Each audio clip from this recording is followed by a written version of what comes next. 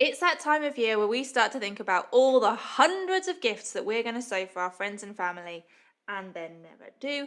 So today I'm here to help you with some gift ideas, starting with some hand sewn oven gloves.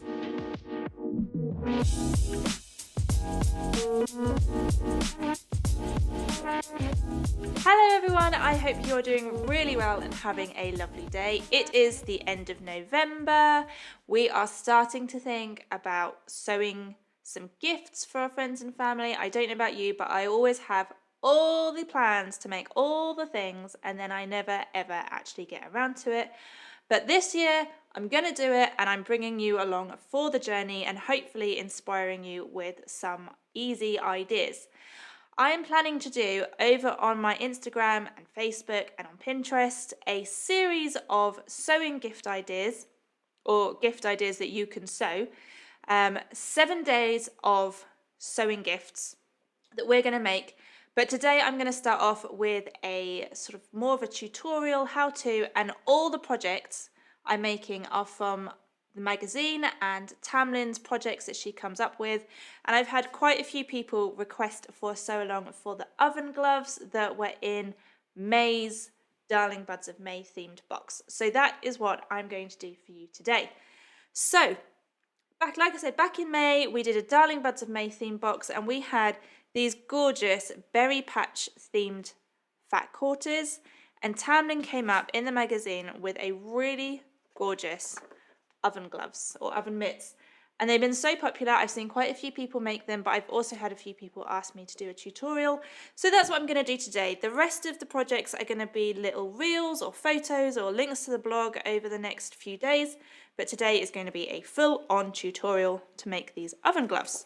So what you need is 3 fat quarters, all nicely ironed to get the creases out, and because they're oven gloves and you need to be heat protective, some of this is called Insul-Bright. I think that's how you pronounce it. Let me just check that I've got that right. Yeah, Insul-Bright insulated lining, and I'll put a link below. I bought this from First for Fabrics. It's got this sort of silvery side, which is the insulated side, and that's the bit that you need to make sure is going to be on the actual where your hands will go.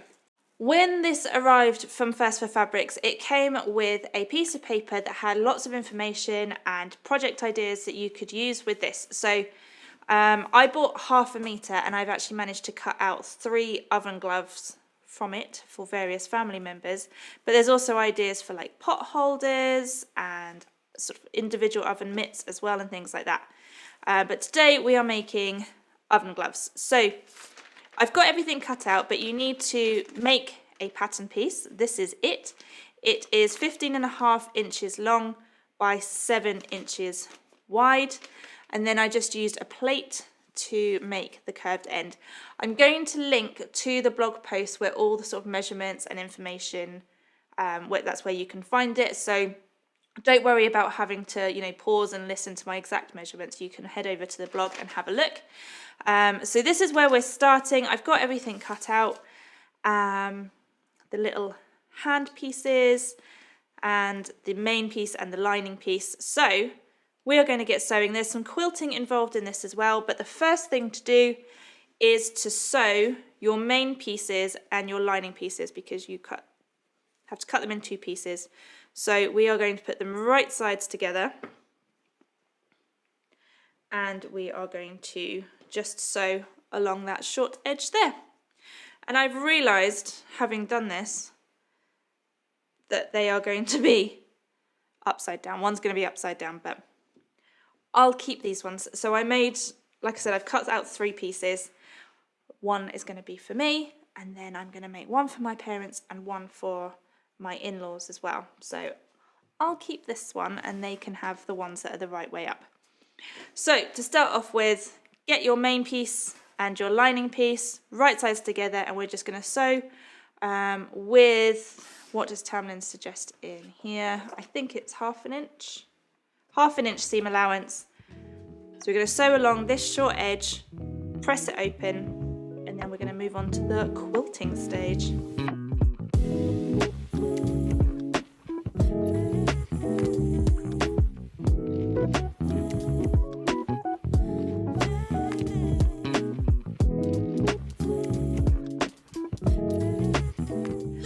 All right, once you have assembled your pieces like so, take one of your pieces and we're going to draw some quilting lines. So I've got my clear quilting ruler, I've got a fabric pencil, and we need to do it on the right side of one of these pieces. It doesn't matter which piece you do, but just the right side of one of these pieces. Obviously there are loads of different types of quilting designs you can do, but I'm going to go keep it simple and I'm going to do a 1.5 inch cross hatch quilting design. So I'm going to take my quilting ruler and I'm going to place it at a 45-degree angle to one of the straight edges of the fabric. Luckily, because I've got a grid design on the fabric that I'm using, that kind of lines up as well. So I'm just going to draw lines all the way across at 1.5 inches.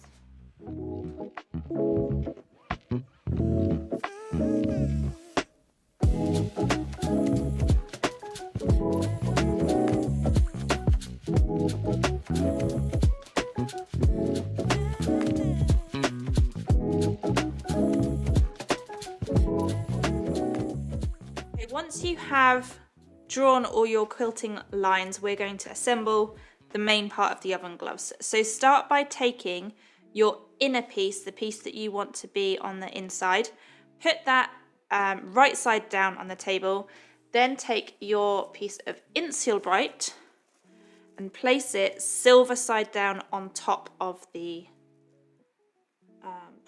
inner piece. And then take your outer piece and lay that right side up on top of those two pieces. Clip or pin in place. So I'm going to do that. I haven't got any clips, so I'm using pins. I'm just going to pin around just to keep it in place. Once you've clipped or pinned that all together, we are going to crack on with the sewing. All you're going to do is, I recommend popping a podcast or a TV program or some music on, and we're just going to sew along all of these lines to quilt the oven gloves all together.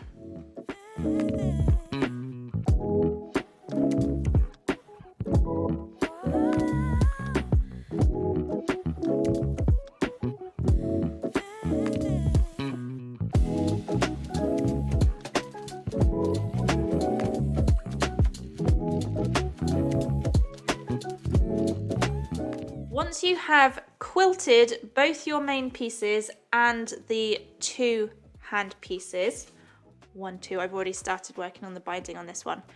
One thing to note is I have just popped a little pin on the side of the hand piece that the silvery side of the Insul-Bright is, and then that will go against the lining so that the bit where you put your hand in is the bit that's going to be the most protected.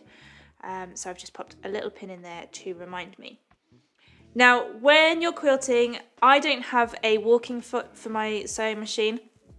I do recommend one. I've had really good things about getting a walking foot, but obviously when you're quilting, the fabric does sort of shift a little bit. So as you can see, I've got some slightly untidy edges, so I'm just going to go around the raw edge with a pair of scissors and tidy up the edges so that they're all matching up. That's going to make it easier when it comes to doing the binding. Next, you need to cut 2 strips of bias binding 8 inches long, and we are going to attach it to the straight edge of our hand pieces.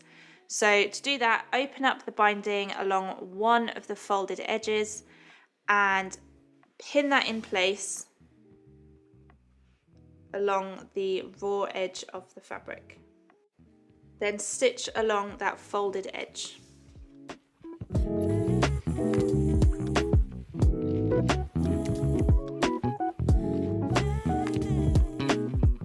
Once you've sewn along that first edge, we're going to fold the binding up and then fold it over, pin in place and top stitch along, catching the folded edge of the binding in place.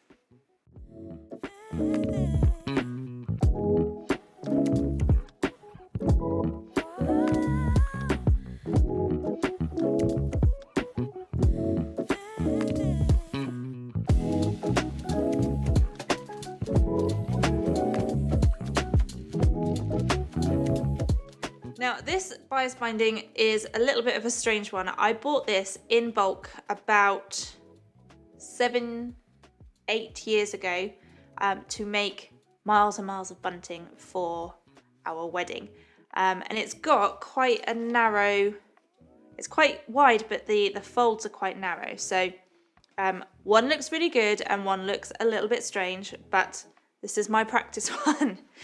Once you've top stitched the binding in place, just trim down those edges to match up with the hand pieces, like so.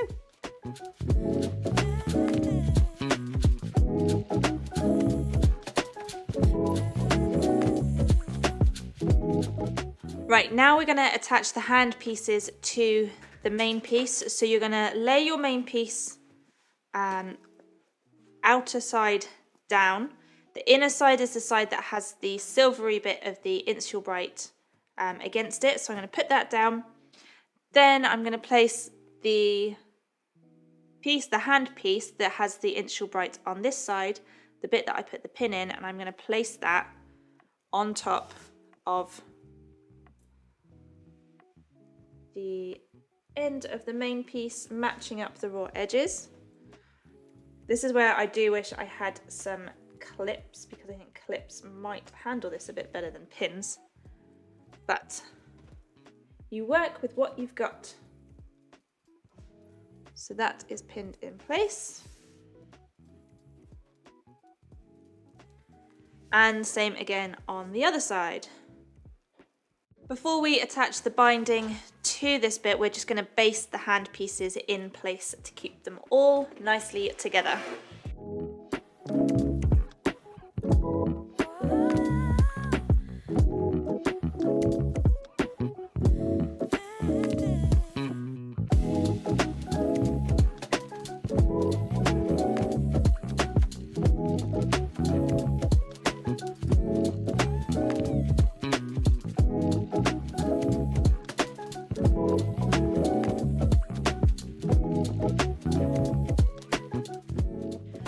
We are on to the last stage of the oven mitts.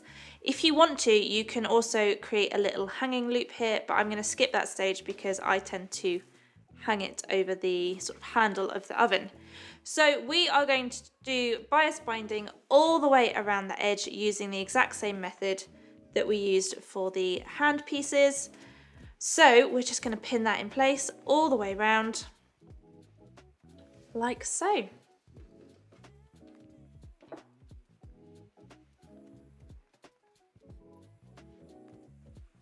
So I have a question for you to answer in the comments. What is your favourite Christmas movie of all time? These kind of sewing projects are perfect to make whilst watching your favourite Christmas movie, and I'm going to say something slightly controversial. Although I do like Home Alone and I do like Elf, they are definitely not my favourite Christmas movies. I love a good Christmas movie, but I think my most favourite one, the one that gives me all the like nostalgia feels, is The Muppets Christmas Carol.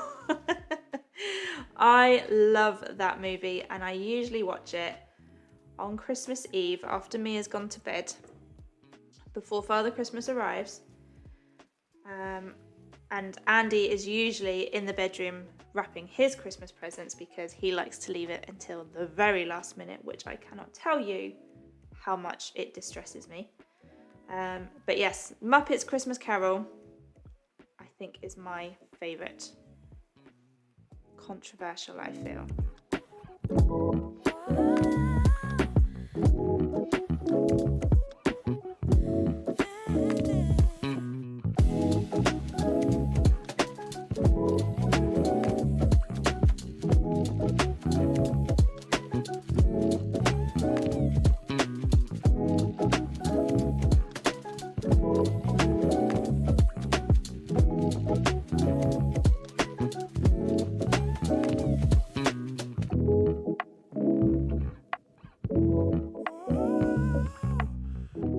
Ta-da! All finished and I am super, super happy with this. I think if I was making these at home, this would probably take an hour and a half to 2 hours to make, so not too long and fiddly. I'm glad I've made this one first, and then I'm planning to make another couple for as gifts. So this one's going to be mine, and then I'm going to make some more for gifts because I did miss a few patches along the bias binding, so I'm going to get some nicer bias binding for the next ones. But yeah, I've made oven gloves and I'm so happy with these. I cannot wait to give them a go. And yeah, like I said, super easy. You could make some Christmassy festive ones with some festive fabric, or you can make some that will live in the kitchen year round, like these ones. Thank you so much everyone for watching. Give this video a like and subscribe if you aren't already, and make sure to check out my Instagram or my Facebook page for the rest of the gift ideas. Next week I will do like a roundup of all the sort of sewing gifts that you could make, so I hope you will join me for that as well. Have a fantastic day everyone, and I'll see you all really soon. Bye.